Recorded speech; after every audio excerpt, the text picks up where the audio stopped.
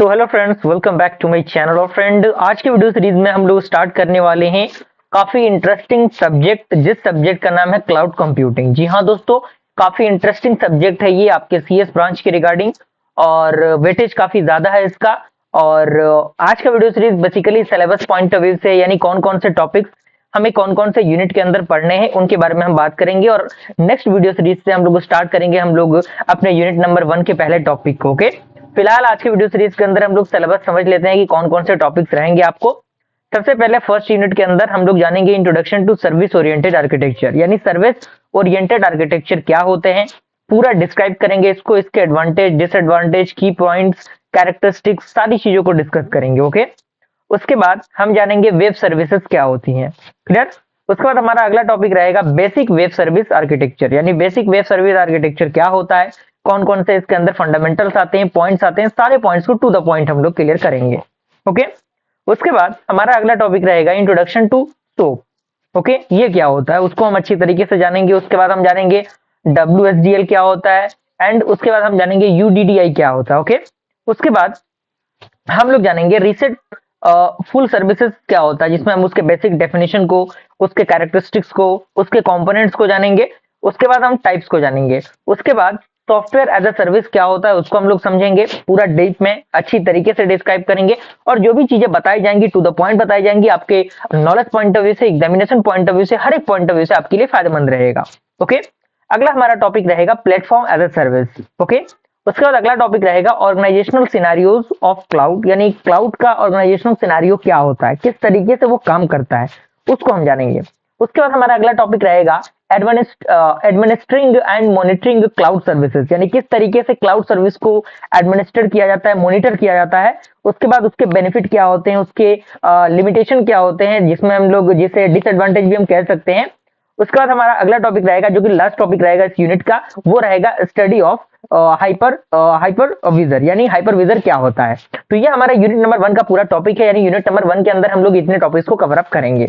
Okay, unit number 2 की तरफ हम मूव करेंगे जैसे ही हमारा यूनिट नंबर 1 कंप्लीट होता है। तो यूनिट नंबर 2 का सबसे पहला हमारा टॉपिक रहेगा यूटिलिटी कंप्यूटिंग, यानी यूटिलिटी कंप्यूटिंग क्या होता है। उसके बाद हमारा अगला टॉपिक रहेगा इलास्टिक कंप्यूटिंग क्या होता है, पूरा डीप में समझेंगे, एक एक पॉइंट को इसको जानेंगे। और टू द पॉइंट अगर आप नोट्स बना रहे हैं तो नोट्स को बनाते रहिएगा, क्योंकि नोट्स का बनना बेहद जरूरी है, क्योंकि एग्जामिनेशन के टाइम में आपके लिए नोट्स ही आपके लिए फायदेमंद रहेगा।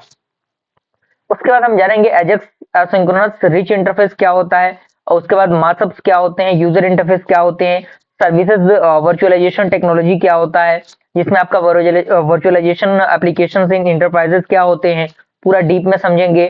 उसके बाद हमारा अगला टॉपिक रहेगा pitfalls of visualisation multi tenant software. उसके बाद हमारा अगला टॉपिक रहेगा मल्टी एंटिटी सपोर्ट, यानी मल्टी एंटिटी सपोर्ट क्या होते हैं, किस तरीके से मल्टी एंटिटी सपोर्ट काम करता है। और अगला टॉपिक रहेगा हमारा मल्टी स्कीमा अप्रोच, यानी मल्टी स्कीमा अप्रोच क्या होता है, किस तरीके से मल्टी स्कीमा अप्रोच काम करता है, उन पूरे चीजों को अच्छी तरीके से डीप में हम लोग समझेंगे। उसके बाद हमारा लास्ट टॉपिक रहेगा multi tendency using cloud data store. इस तरीके से हमारा यूनिट नंबर 1 और 2 कंप्लीट होता है, यानी यूनिट नंबर 1 और 2 के सिलेबस को हमने यहाँ पर देख लिया। अगला यूनिट नंबर 3 है, जिस यूनिट के अंदर हम लोग सबसे पहला टॉपिक जानेंगे डेटा इन क्लाउड, जिसमें हमारा टॉपिक रहेगा रिलेशनल डेटाबेस क्या होता है, क्लाउड फाइल सिस्टम क्या होता है, जिसमें GFS एंड SDFS क्या होते हैं, जिसे हम लोग SDFS को head of distributed file system भी कहते हैं। उसके बाद हम जानेंगे features and comparison among GFS and SDFS। उसके बाद हमारा अगला टॉपिक रहेगा बिग टेबल क्या होता है, HBase एंड डोमेनो क्या होते हैं, मैप रिड्यूस क्या होता है, उसके एक्सटेंशंस क्या होते हैं, पैरेलल कंप्यूटिंग क्या होते हैं। उसके बाद हमारा टॉपिक रहेगा द मैप रिड्यूस मॉडल, जिसमें पैरेलल होता है वो।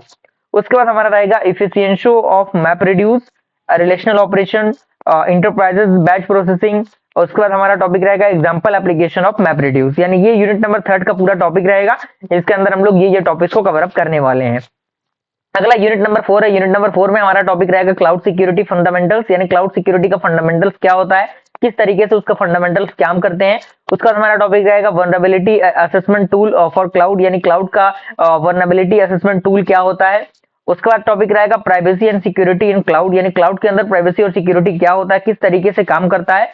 उसके बाद हमारा अगला टॉपिक रहेगा क्लाउड कंप्यूटिंग सिक्योरिटी आर्किटेक्चर, यानी क्लाउड कंप्यूटिंग सिक्योरिटी आर्किटेक्चर क्या होता है, किस तरीके से क्लाउड कंप्यूटिंग सिक्योरिटी आर्किटेक्चर काम करता है। उसके बाद उसके जनरल इश्यूज को जानेंगे और ट्रस्टेड क्लाउड कंप्यूटिंग को हम समझेंगे, सिक्योरिटी चैलेंजेस को जिसमें हमारा virtualisation security management, virtual threads क्या होते हैं, वीएम सिक्योरिटी रिकमेंडेशंस क्या होते हैं, वीएम स्पेसिफिक सिक्योरिटी टेक्निक क्या होते हैं।